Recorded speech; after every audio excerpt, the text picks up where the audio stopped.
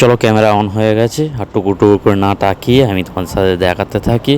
এটা হচ্ছে, বলার কিছু নেই, এটা হচ্ছে মানে এটা কিছু নয়, এটা হচ্ছে বুর্জ খলিফা। আর বুর্জ খলিফাতে এসেছি যখন, দুবাই মলে কেন না আসবো না, তাই দুবাই মলে একটু ঘুরে নিলাম বলতে রয়েছি, উপস্থিত রয়েছি এই মুহূর্তে, ঘুরছি, আর সবাই মিলে এখন এনজয়টা পড়ে রয়েছে এবং হবে।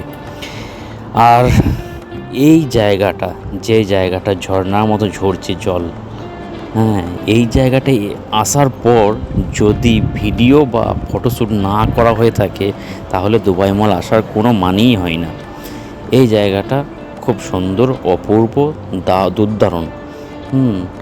আর কথা হচ্ছে, এই যে গ্লাসের নজর থেকে দেখা যাচ্ছে বুর্জ খলিফার মুন্ডিটা, আর মুন্ডিটা দেখতে দেখতে মাছ এসে গেছে। আর এটা ছোটোখাটো মাছ নয়, এটা বড় শাক, যেটা সমুদ্রের মধ্যে থাকে, তাকে ধরে নিয়ে দুবাই মলে ফিশ অ্যাকোয়ারিয়ামে ভরে দিয়েছে।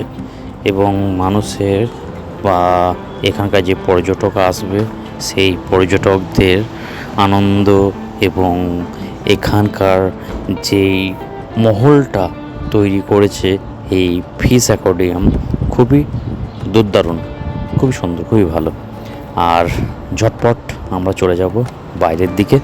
আর দুবাই মলের ঠিক সামনের দিকে রয়েছে বুর্জ খলিফা। আর বুর্জ খলিফার সাথে সাথে এখানে তুর্কির যে কুলফি, সেটা হচ্ছে ফেমাস। হাতে কুলফি আর চোখে রয়েছে বুর্জ খলিফা।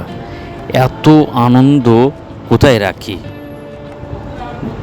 এখানকার মানুষদের যেই হুল্লো চিৎকার, হ্যাঁ, মানুষদের যে একটা ভক্তি দেখে আরও মন যেন চঞ্চল হয়ে উঠছে।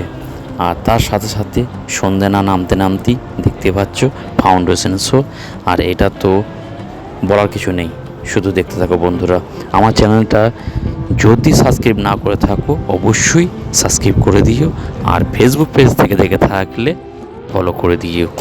তোমাদের জন্য নতুন নতুন ভিডিও প্রতিদিন আমি আনার চেষ্টা করব। দেখতে থাকো বন্ধুরা।